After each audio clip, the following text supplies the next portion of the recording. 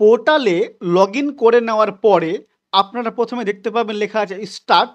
আপনাকে এবার এই স্টার্ট বাটনে ক্লিক করতে হবে।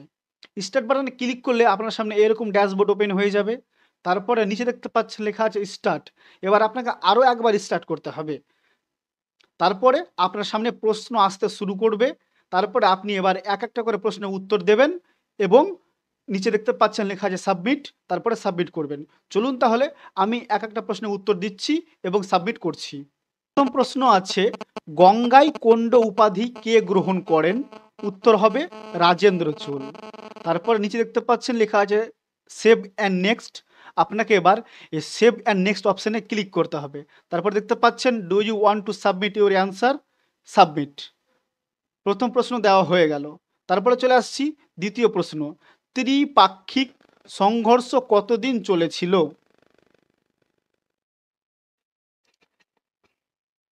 এই প্রশ্নের উত্তর হবে 200 বছর।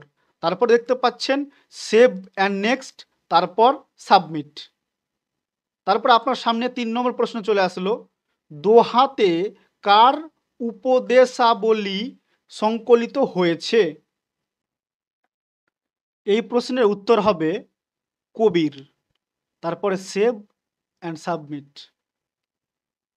তারপর চলে এসেছে দক্ষিণ ভারতের কোন শক্তি তাদের নৌ শক্তির জন্য বিখ্যাত?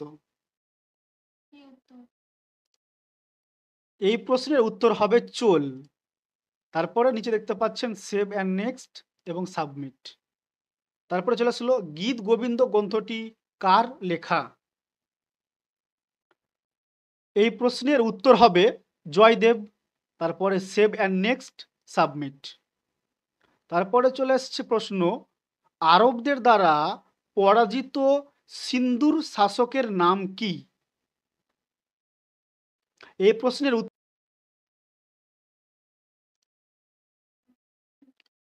দাহির। তারপরে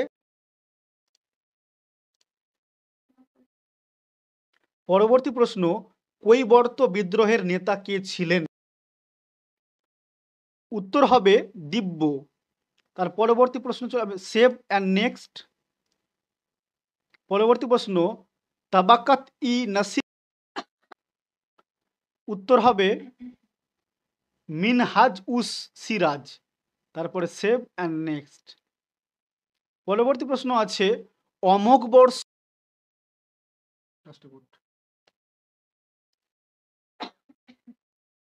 উত্তর হবে রাষ্ট্রকূট।